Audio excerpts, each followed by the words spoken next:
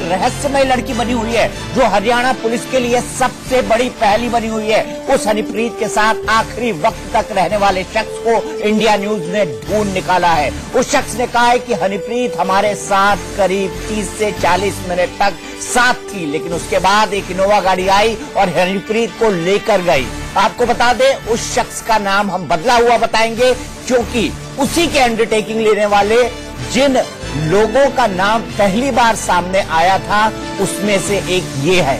सुनिए ये व्यक्ति क्या कह रहा है। लेकिन मैं फिर आपको खबर बता दूं, हनीप्रीत को जिस आदमी ने आखिरी बार देखा था, जिस आदमी ने हनीप्रीत, वही हनीप्रीत जिसके लिए बाबा इस वक्त जेल में रो रहा है, वही हनीप्रीत जो बाबा के सिस्टम की सबसे रहस्यमय लड़की बनी हुई है, वही हनीप्रीत जो हनीप्रीत रोहतक तक हेलीकॉप्टर में बाबा के साथ आई थी और बाबा के साथ आने को लेकर कई सवाल उठे थे, क्योंकि तब तक बाबा राम रहीम बन गया था एक मुजरिम, और एक सजायाफ्ता कैदी के साथ कैसे कोई रह सकता है हेलीकॉप्टर में, ये भी एक बड़ा सवाल बना था। और उसके बाद पुलिस ने हनीप्रीत को जाने दिया, जबकि कहा जा रहा था कि उसका भी हाथ हो सकता है, क्योंकि हनीप्रीत बाबा की सबसे नजदीकी थी। इसकी कई तस्वीरें, कई सबूत सामने आए हैं। आइए सुनवाते हैं उस शख्स का। हम उसका नाम नहीं बताएंगे, हम उसका लोकेशन नहीं बताएंगे, क्योंकि हमें भी उसकी सुरक्षा को लेकर कंसर्न है,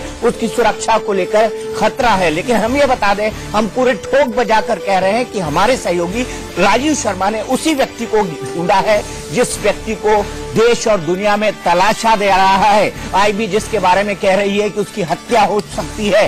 डेरा ने उसके बारे में क्या बोला, उसकी हकीकत क्या है, हनीप्रीत इस वक्त कहाँ है, हनीप्रीत का जो मोबाइल का आखिरी लोकेशन मिला है वो दिल्ली के नजफगढ़ इलाके से मिला है। देखिए क्या कहते हैं, क्या कहता है वो शख्स। हम उसका नाम नहीं बताएंगे, उसका सुपर नहीं चलाएंगे, हम सिर्फ ये बताएंगे कि ये शख्स इस वक्त क्या कह रहा है, हनीप्रीत को उसने किस तरह से छोड़ा, हनीप्रीत ने क्या किया, हम सब बताते हैं आपको सिलसिलेवार ढंग से। सुनिए इस व्यक्ति को जिसने आखिरी बार हनीप्रीत को पुलिस वालों के पास से लिया। इनोवा ग्रे कलर की कोई गाड़ी आई थी, तो उसमें वो बैठ गए थे। और वो जितेंद्र और वेद प्रकाश जी के आपके साथी थे उस दौरान भी? हाँ, जितेंद्र और वेद प्रकाश जी उस समय साथ में थे, क्योंकि रात का समय हो चुका था। जितेंद्र का तो कोई रिलेटिव रहता है यार रोहतक में, वो अपने घर वहां चले गए। और वेद प्रकाश जी का पता नहीं वो कहाँ गए, कैसे गए, किसके पास गए, वो उनके साथ में गाड़ी में थे, वो वापस चले गए। शायद हो सकता है जितेंद्र जी उनको कहीं छोड़ा हो, मुझे नहीं पता कहाँ छोड़ा है, लेकिन उस समय वहीं थे। उसके बाद कहा थे मुझे नहीं पता कहाँ। जो लोग लेने आए थे हनीप्रीत को, वो लोग कितने लोग थे और कैसे थे? वो 3 लोग थे जी। एक ड्राइवर था शायद गाड़ी का, या उनके साथ था, मुझे नहीं पता, क्योंकि गाड़ी वो ड्राइव कर रहा था, तो हम उसको ड्राइवर कहेंगे। और 2 लोग और साथ में थे, जिनका नाम प्रदीप और नंद जी था। तो कहानी ये हुई कि उसके बाद वो पर्चा सामने आ गया जिसमें आपके साइन थे, और लिहाजा इसको लेकर आपसे फिर बातचीत शुरू हो गई। इसके बारे में पुलिस ने भी काफी हम ये भी करेंगे, टॉर्चर भी किया, ये भी कहेंगे टॉर्चर किया, क्योंकि मेरे घर पे सील विल कर दिया, मेरे बच्चों को तलाशी वलाशी, मेरे घर का सारा सामान उठा सीधा, और मेरी गाड़ी वाड़ी का जो भी, और हमारे जो रिलेटिव और भी थे उनके भी घरों की तलाशियां ली गई, शायद यहाँ छुपाई गई। जबकि हमने उनको बोल दिया था कि वो एज ए मजबूरी के तौर पर 10-15 मिनट यहाँ पर आए, ऐसा हमारा कोई लेना देना नहीं था, और ऐसा कोई प्रोग्राम नहीं था उनका यहाँ आने का, हमें तो पता भी नहीं था। और जैसे हम बता रहे हैं बार बार की 26 तारीख को शनिवार को मेरी माता जी की 13वीं थी मदर की, तो हम सारे वहीं थे। अगले दिन में वहीं सुबह 7 बजे मैं चला गया। जाना तो मुझे रात को था, लेकिन रात को उनकी वजह से, मैं लेट होने की वजह से हम सुबह ही 7 बजे यहाँ से चले गए। मतलब जितना कुछ भी था ये सब अनजाने में आपके ऊपर? हाँ, जो भी हुआ वो अनजाने में हुआ। प्रदीप जी, ना वेद प्रकाश और जितेंद्र, किसी से कोई संपर्क नहीं है? उसके बाद से मेरा कोई संपर्क नहीं है। उसके बाद से न मेरे को आज तक जितेंद्र से बात हुई है, न ही मेरे को आज तक वेद प्रकाश से बात हुई है, और न ही, क्योंकि इससे पहले भी ज्यादा मेरे से नोन नहीं था। खासतौर पे जो नंद जी थे या हनी जी थी या जो प्रदीप जी थे, इनसे तो मैं बिल्कुल ही नोन नहीं था। वो तो सिर्फ ये था फोन पे बात हुई, जिन्होंने फोन किया उन्होंने बताया, उनका रेफरेंस दिया कि वो लोग आ रहे हैं, और वो आपस में एक दूसरे को जानते थे, हनी जी भी वो एक दूसरे को जानते थे, तो हमें इसमें कोई प्रॉब्लम नहीं थी। और उनको बोला, हमें बाकायदा बताया गया था कि जो लोग आ रहे हैं, तो तो वो आए, उनको लेके चले गए। इससे पहले मेरा कोई वास्ता नहीं था, उसके बाद भी मेरा पूछने का कोई मतलब नहीं बनता था कि आप कहाँ जा रहे हो, कैसे जा रहे हो, कहाँ जाओगे, कहाँ नहीं जाओगे। हमने सिर्फ आपको बताया कि मैं तो उसमें भी मजबूरी बता चुका था कि मैं इसमें मजबूरी में हूँ, कल मेरी माता की 13वीं है। तो उस बात को देखते हुए मैं पहले ही घर में माहौल, आपको पता है उसमें भी कैसा होता है, घर में जब मदर एक्सपायर हो जाए तो कैसा माहौल होता है। लेकिन सिर्फ मजबूरी के वे पे के भी वो उन्होंने जब हमें ये बताया कि रात का समय, और ये बात भी सभी को पता है कि सुनहरा जेल रोहतक से काफी दूर पड़ती है, सुनसान एरिया है, रास्ता बिल्कुल सुनसान है वहाँ का, और रात का समय अंधेरा काफी हो जाता है वहाँ। लाइटिंग जो उस बाईपास वगैरह पर लाइट वगैरह फैसिलिटी नहीं है। तो इस वजह से सिर्फ ये सोच के चलो भाई गुरुजी की बेटी है वहां पर खड़ी है, तो हम भी चलो फॉलोवर है उनके, चलो कोई बात नहीं, इंसानियत के नाते ये फर्ज बनता है कि अकेली लड़की वहां खड़ी है, उसकी हेल्प कर देते हैं। जब तक उनकी गाड़ी आ रही है हम वहां पहुंच के उनको ले लेते हैं, उनको भेज देंगे। लेकिन बाद में सारा ड्रामा बना दिया जाता है और हमारे ऊपर वैसे ऐसे ब्लेम लगा दिए जाते हैं। उसको पुलिस ने काफी पूछताछ की, कई बार बुलाया, कई बार मतलब घर में तलाशी, तो काफी सीन रहा।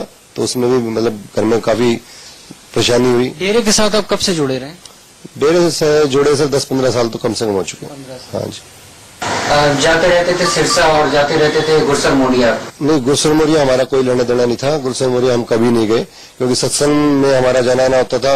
हम बिजनेसमैन आदमी है, छोटा सा मेरा काम है, ज्यादा लंबा चौड़ा काम नहीं है, हैंड टू माउथ वाला काम है। तो संडे को जैसे फ्री होता है थोड़ा सा आदमी, तो संडे को ही सत्संग होता था ज्यादातर। तो महीने में, 2 महीने में, 3 महीने में, जैसे भी समय लग पाता था, तो हम संडे को सुबह जाते थे, शाम को सत्संग सुन के जैसे लाखों करोड़ों लोग जाते थे, तो वैसे ही सुबह गए शाम को आ गए। इससे ज्यादा हमारा कोई टच नहीं था। और गुरसर मोरिया कहे तो खासतौर पे गुरसर मोरिया में आज तक नहीं गया कभी। जैसे अभी आप मुझे बता रहे थे, वो फोन में आप पिक दिखा रहे थे, तो मैं मुझे उसके बारे में भी नहीं, ये सुना जरूर है क्योंकि हमारी एक मैगजीन आती है सच्ची शिक्षा करके, उन चीजों में ये चीजें आती है, कई बार इनकी पिक्चर वगैरह आती है, तो कुछ है। बाकी मैं कभी सिरसा के अलावा कहीं नहीं गया, गुरसर मोरिया वगैरह या और जो बाहर डेरे हैं मैं कभी नहीं गया, उसके बारे में मुझे कोई नॉलेज नहीं। इन्होंने अपनी पूरी कहानी बता दी। इनका ये कहना है कि केवल उस एक अंडरटेकिंग के साइन के चलते इनको तमाम परेशानियां झेलनी पड़ी।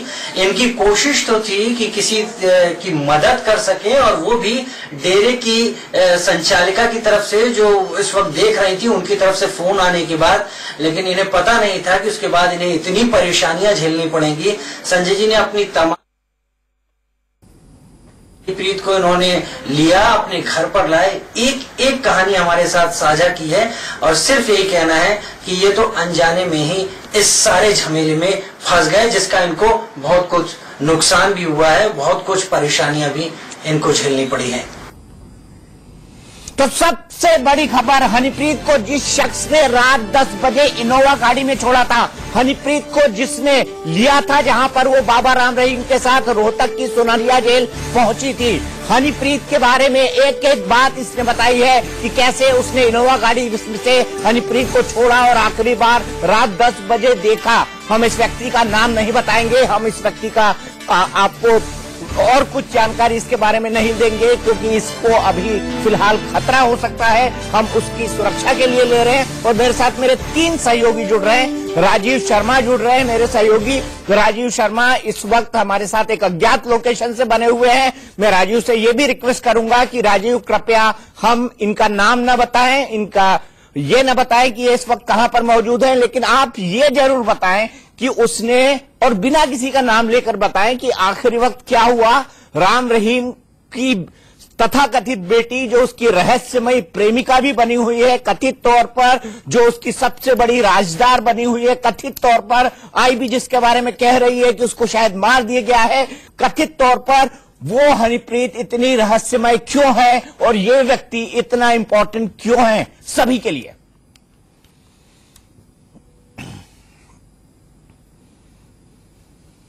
बहुत खास है दीपक जी इस व्यक्ति का लगातार बने रहना, क्योंकि ये शख्स लगातार टच में रहा। उस आखिरी दिन इसके घर में कुछ ऐसा माहौल था जिसके चलते ये ठीक हालत में नहीं था, लेकिन लगातार इसका यह कहना था कि इसके पास डेरे की उस वक्त जो संचालिका थी विपश्यना, उनके फोन आ रहे थे कि आप क्योंकि यहाँ के जानकार हो, आप इस इलाके को जानते हो और गुरुजी की बेटी जेल के बाहर परेशान स्थिति में है, उस बेटी को आपको सही सलामत पहुंचाना है, तो सवाल यही किया गया कि आखिर कहां पहुंचाना है, किस जगह पहुंचाना है। तो ये कहा गया कि डेरे की तरफ से ये गाड़ी आ रही है, वो आपकी बताई हुई जगह पर इस हनीप्रीत को वहां से ले लेगी।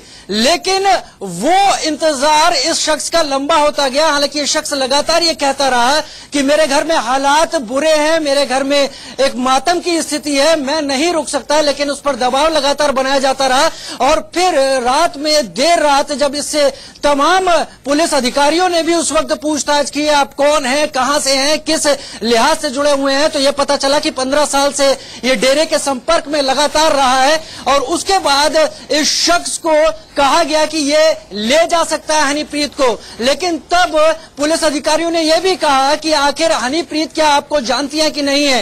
इस पर एक बार फिर से विपश्यना से बात कराई गई। और उसके बाद जो इसके साथ 2 लोग थे जिनके नाम हम लगातार ले रहे हैं, जो लोग जो एक वेद प्रकाश था जो लापता है। मैं वेद प्रकाश के भी घर गया था, वेद प्रकाश का कुछ भी पता नहीं है, कहां है कोई नहीं जानता। ये शख्स उनके साथ फिर लेकर हनीप्रीत को निकला। लेकिन तब तक लगातार कई कॉल करने के बावजूद भी किसी तरह का कोई संपर्क इस शख्स को नहीं दिया गया। हाँ, आखिरकार इसको मजबूरन हनीप्रीत को अपने घर लाना पड़ा। साथ में इसके वो 2 लोग भी थे जिन्होंने अंडरटेकिंग दी थी।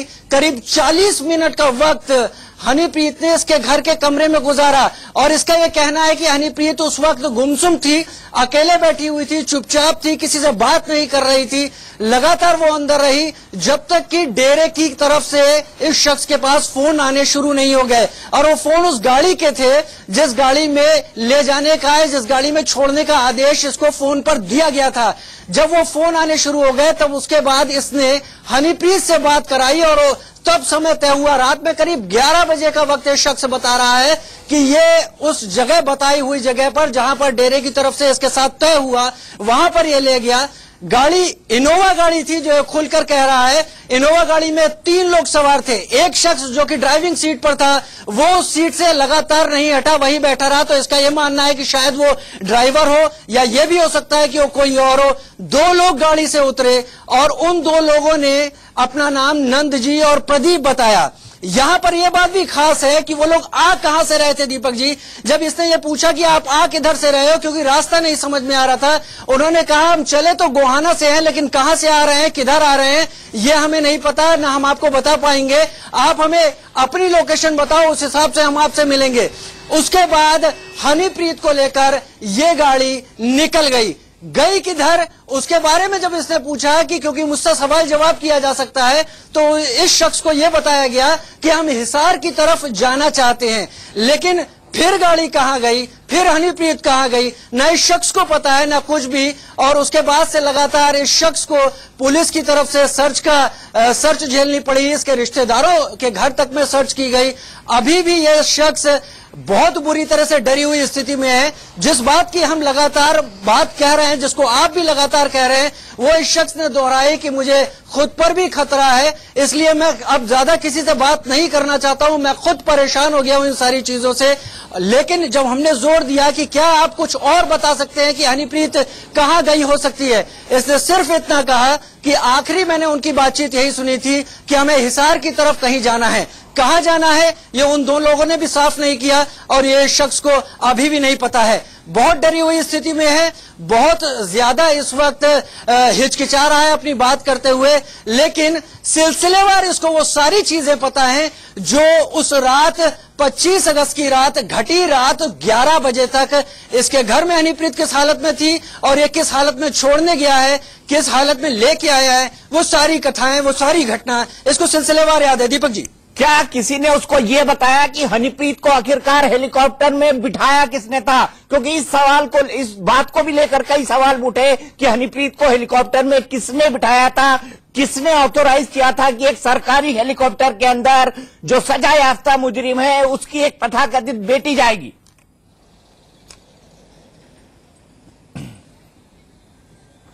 जानने की कोशिश जरूर की थी दीपक जी, लेकिन इस शख्स का यह कहना था कि इसके घर में हालात मातम के थे, लिहाजा ये कई दिनों से डेरे के संपर्क में नहीं था। हाँ, अचानक इसके पास जब फोन आने शुरू हुए तो ये खुद भी चौंका। हालांकि ये कहानियों को टीवी पर लगातार देख रहा था, घर में टीवी नहीं चल सकता था, लिहाजा इसने दूसरे घर जाके देखा, तब इसे स्थिति की गंभीरता का एहसास हुआ। और जब इसे ये साफ कर दिया गया कि इसको छोड़ना है गाड़ी तक, सेफ कस्टडी में छोड़ना है। एक बात और दीपक जी, इस शख्स ने कई बार मना करने की भी कोशिश की, तो इसको डेरे की तरफ से जो फोन आया उसमें साफ किया गया कि कई और लोगों से संपर्क साधने की कोशिश की गई, उनके फोन स्विच ऑफ हो गए हैं, कई और लोगों से बात करने की कोशिश की गई, तो उन्होंने साफ कह दिया कि वो शहर से जहां पर यह है वहां से बाहर है, लिहाजा इसको ही ये काम करना होगा और हनीप्रीत को उस गाड़ी तक सकुशल पहुंचाना होगा। उस गाड़ी में आने वाले लोगों की तहकीकात ये शख्स नहीं कर पाया, सिवाय इसके कि उन लोगों ने हनीप्रीत से भी बात की और उन लोगों ने अपनी पहचान इसको नंजी और प्रदीप के रूप में बताई। वो शख्स कौन था जो गाड़ी की ड्राइविंग सीट पर बैठा हुआ था और हिसार की तरफ जाने को कहकर ये लोग किधर गए, ये वो शख्स नहीं देख पाया, क्योंकि इसका ये कहना है कि उसके बाद ये अपने घर वापस आ गया। घर में तमाम लोग थे और घर की स्थिति ऐसी नहीं थी कि ज्यादा देर और रात में बाहर रह सके। दीपक जी, ठीक है। आप राजू मुझे ये भी बताइए साथ में कि आखिरकार इसने जब 11 बजे हनीप्रीत को छोड़ा तो इसको किसने डेरे की तरफ से फोन किया, क्योंकि डेरे का साफ साफ ये कहना था, और मैं डेरे में कोट कर रहा हूं, डेरे की संचालना विपाशना जो लगातार डीसी के ऑफिस में जा रही थी, उसका साफ साफ कहना था कि वो नहीं जानते कि रोहतक के बाद हनीप्रीत कहां गई। तो डेरे की तरफ से ये साफ तौर पर झूठ बोला गया और ये नाम जो उसे बताया गया, जाहिर सी तौर है अगर वो हनीप्रीत को भगाने के लिए थे तो उन्होंने इसको नाम भी गलत बताया हो सकते हैं।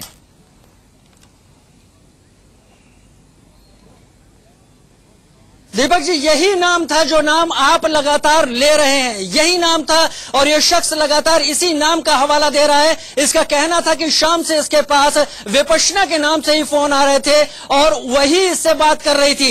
इस जगह मेरा एनालिसिस ये कहता है कि ये शख्स गलत नहीं हो सकता, क्योंकि ये 15 साल से डेरे से जुड़ा हुआ है। हर इतवार को ये डेरे पर जाता है, तमाम लोगों को लेकर जाता था, श्रद्धालुओं को। तो विपशना को पहचानने में और विपशना के आदेश देने के तरीके में ये फर्क कर ना पाए, ऐसा हो नहीं सकता। रात में भी इसको यही कहा गया था विपशना की तरफ से कि गाड़ी आपसे जल्दी ही संपर्क करेगी, और थोड़ी देर में इसका यह कहना है कि मेरे पास धड़ाधड़ फोन आने शुरू हो गए कि हमारी लोकेशन ये है, हमारी लोकेशन ये है, आप अपनी लोकेशन बताइए। उसके बाद फोन पर बात करते करते ये लोग उस लोकेशन पर पहुंचे हैं जहां पर इसने अपनी गाड़ी से हनीप्रीत को उस इनोवा में ट्रांसफर किया। क्योंकि ये शख्स उस वक्त निश्चिंत था, इसको इस तरह के किसी बात का एहसास नहीं था, लिहाजा ये जरूर मानता है कि इसने नंबर पर ध्यान नहीं दिया, लेकिन गाड़ी इनोवा थी, बैठे हुए 3 लोग थे गाड़ी में, ड्राइवर अपनी सीट से नहीं उतरा और जो 2 लोग उतर कर इसके पास आए और हनीप्रीत को लेकर गाड़ी में गए, उनके नाम नंजी और प्रदीप थे।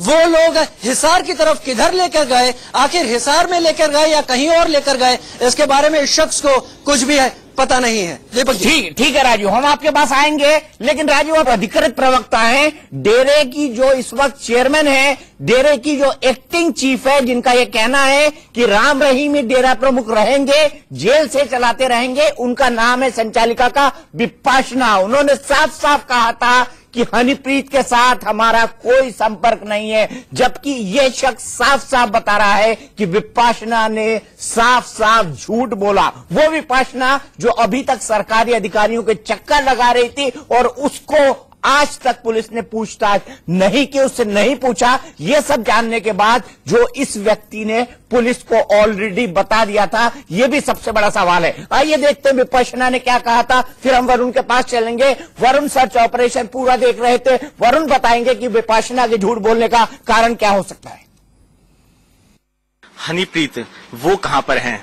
कब से आप लोगों से क्या वो डेरा के साथ जुड़ी हुई है या नहीं जुड़ी हुई है? 25 तक हमारा कांटेक्ट था, उसके बाद हमारी कम्युनिकेशन नहीं हो पाई है। हनीप्रीत वो कहां पर हैं?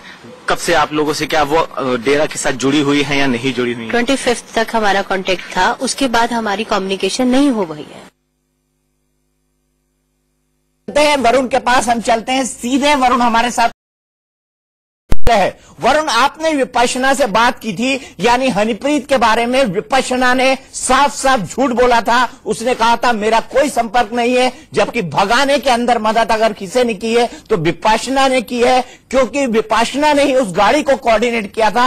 विपश्यना ने यह आदेश दिया था इस डेरा के समर्थक व्यक्ति को कि आप हनीप्रीत को सकुशल फलाने फलाने स्थान तक छोड़िए। हालांकि विपश्यना ने यह भी नहीं बताया था कि किस स्थान पर उसको जाना है। बाद में उसको गाड़ी लगातार फोन कर रही थी, गाड़ी बता रही थी कि आपको कहां पहुंचना है, और वो लगातार गाड़ी लोकेशन भी बदल रही थी। वरुण, बताइए। देखिए, बिल्कुल ये जो विपासना ने झूठ बोला था वो साफ हो गया है, क्योंकि जब विपासना से हमारी बात हुई थी तो उनका साफ कहना था कि 25 तारीख को उनका आखिरी कम्युनिकेशन हुआ था, आखिरी बार वो उनके संपर्क में थी। जबकि जो ये शख्स है जो कि आखिरी बार हनीप्रीत को अपने साथ रोहतक जेल से लेकर गया था, इनका साफ कहना है कि इनके पास विपासना का फोन आया था, यानी कि 28 तारीख को भी विपासना हनीप्रीत के टच में थी। तो आखिरकार विपासना ने झूठ क्यों बोला? इसका मतलब विपासना जो गायब हुई है, या फिर माफ कीजिएगा, जो हनीप्रीत गायब हुई है और या फिर हनीप्रीत को भगा दिया गया है, उसके पीछे कहीं ना कहीं विपासना का हाथ है। और क्या कॉन्स्पिरेसी है, क्या मकसद था, क्यों हनीप्रीत को भगाया गया या फिर गायब किया गया है, इसका जवाब अब विपासना को देना पड़ेगा, क्योंकि उनका झूठ है वो सामने आ चुका है। उन्होंने ये कहा था कि 25 तारीख को आखिरी बार संपर्क में थी, जबकि ये बात साफ हो चुकी है कि 28 तारीख को जो आखिरी बार रोहतक जेल पर देखी गई थी, जो शख्स हनीप्रीत को अपने साथ लेकर गया था, उसको हनीप्रीत ने ही फोन करके कहा था कि हनीप्रीत को वो अपने साथ में लेकर जाए। जी बिल्कुल। तो डेरा ने एक और बड़ा झूठ बोला, और वो विपश्यना आज भी छूटी हुई है। क्या पुलिस ने विपश्यना से पूछताछ की? क्योंकि ये व्यक्ति विपश्यना को भी नहीं, पुलिस को भी साफ साफ बता चुका है, ये व्यक्ति प्रशासन को साफ साफ बता चुका है कि जिस लड़की ने हनीप्रीत, जो रहस्यमयी बेटी है राम रहीम की, जो रहस्यमयी गवाह है, जो राजदार है, जो सबसे करीबी बताई जाती है, जो राम रहीम की पत्नी का हाथ भी दीप जलाते हुए झटक देती है, इतनी पावरफुल लड़की जो बाबा के साथ हेलीकॉप्टर में जाती है, तमाम नियम कानून का धता बताने के बाद, और बाबा के साथ वो हेलीकॉप्टर में तब जाती है जब राम रहीम एक सजा याफ्ता मुजरिम बन जाता है, जब उसको सजा दी जाती है इतने हाई प्रोफाइल ड्रामे के बाद। उसके बाद हनीप्रीत खुद हेलीकॉप्टर में बैठती है। मैं चाहूंगा कि उस हेलीकॉप्टर के भी शॉट दिखाया जाए कि कैसे बैठी। और मैं ये जानना चाहता हूं कि हनीप्रीत के ऊपर देशद्रोह का केस दर्ज हुआ था, शायद उसी शाम हुआ था या अगले दिन हुआ था। हमको ये दर्शकों को बताना चाहिए कि हनीप्रीत पर कब उसको एक सजा याफ्ता मुजरिम बना दिया गया, और हनीप्रीत को ढूंढने की पुलिस ने क्या क्या कोशिश की। तो अभी हम सीधे दिखाते हैं आपको इस व्यक्ति का फिर से इंटरव्यू, इसने क्या क्या बताया है इंडिया न्यूज के कैमरे पे पहली बार। और ये पूरी नेशनल एक्सक्लूसिव है, जो इंडिया न्यूज ने आखिरी गवाह आपको दिखाया है, जो हनीप्रीत को लेकर जहां से वो भागी है उस जगह तक छोड़ने गया। हालांकि हमारे सूत्र ये बता रहे हैं कि हनीप्रीत की आखिरी लोकेशन दिल्ली के नजफगढ़ इलाके की है, जहां पर उसका मोबाइल बंद हो गया। लेकिन इस आदमी को क्या क्या इंस्ट्रक्शन दिए गए मैनेजर डेरे की प्रबंधक की तरफ से, जो इस वक्त खुली घूम रही है, क्या क्या कहा हनीप्रीत के बारे में, जिन पर अब देशद्रोह का केस दर्ज हो गया है, जिन पर बाबा को भगाने की कॉन्स्पिरेसी रखने का केस दर्ज हो चुका है, उसके बारे में क्या क्या कहा इस व्यक्ति ने।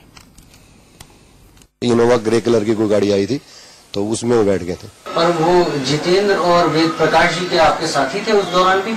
हाँ, जितेंद्र और वेद प्रकाश जी उस समय साथ में थे, क्योंकि रात का समय हो चुका था। जितेंद्र का तो कोई रिलेटिव रहता है यार रोहतक में, वो अपने घर वहां चले गए।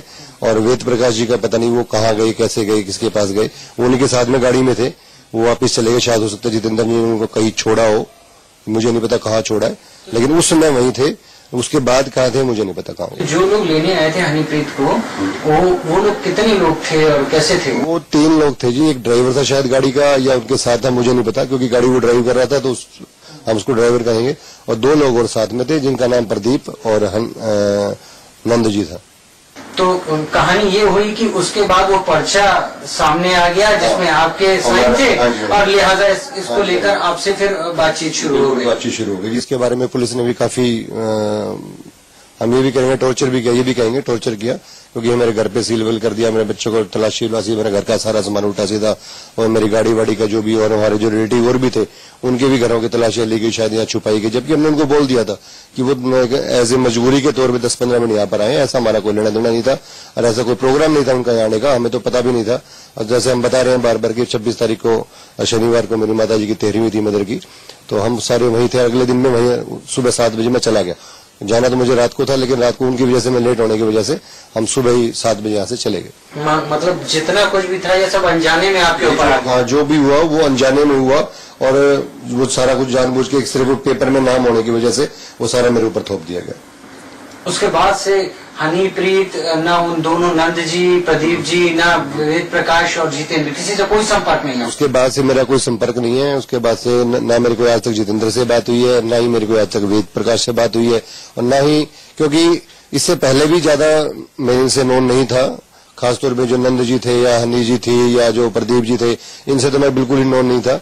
वो तो सिर्फ ये था फोन पे बात हुई, जिन्होंने फोन किया उन्होंने बताया, उनका रेफरेंस दिया कि वो लोग आ रहे हैं, और वो आपस में एक दूसरे को जानते थे, हनी जी भी वो एक दूसरे को जानते थे, तो हमें इसमें कोई प्रॉब्लम नहीं थी। और उनको बोला, हमारे बकायदा बताया गया था कि जो लोग आ रहे हैं, तो वो आए, उनको लेके चले गए। इससे पहले मेरा कोई वास्ता नहीं था, उसके बाद भी मेरा पूछने का कोई मतलब नहीं बनता था कि आप कहाँ जा रहे हो, कैसे जा रहे हो, कहाँ जाओगे, कहाँ नहीं जाओगे।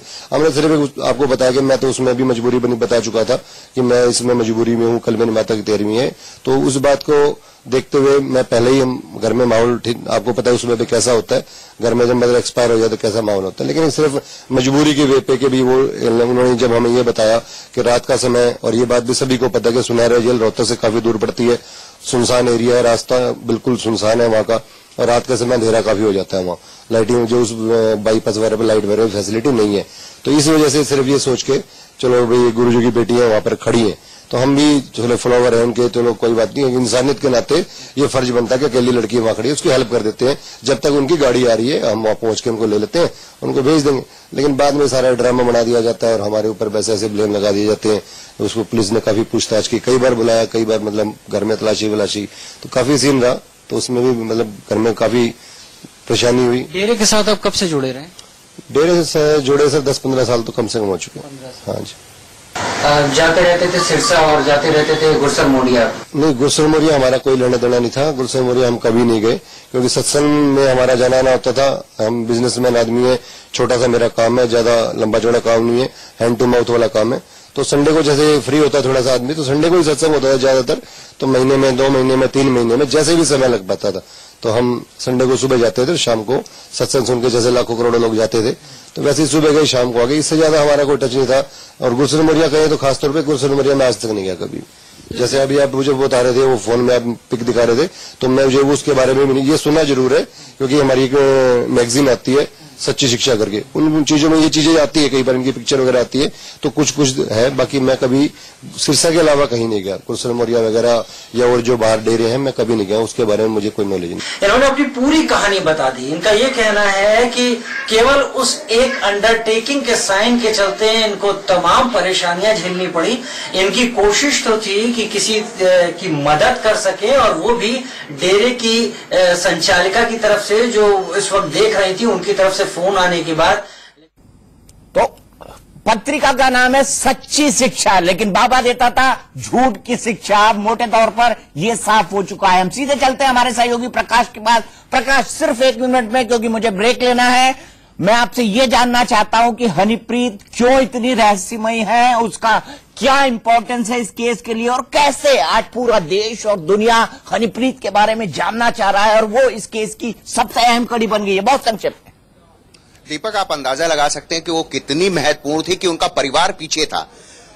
डेरा में अगर कोई कार्यक्रम होता था वहां फिर भी परिवार थोड़ा बहुत नजर आ जाता था, पर वो किस तरह से हाथ उनके पत्नी तक का झटक दिया करती थी, तो वो कितनी महत्वपूर्ण थी और सारे राज उसको पता थे। तो अगर सचमुच में कहा जाए कि बाबा के बाद अगर किसी का नंबर था तो उनका था, उनके खुद के बच्चों का, उनकी पत्नी का नंबर नहीं था। और इतनी बड़ी राजदार थी कि वो साथ में, वो वहां पर पंचकुला तक साथ में गई, वहां से रोहतक भी वो सरकारी हेलीकॉप्टर में गई। तो आप इससे अंदाजा लगा सकते हो कितनी महत्वपूर्ण और कितनी बड़ी राजदार रही होगी।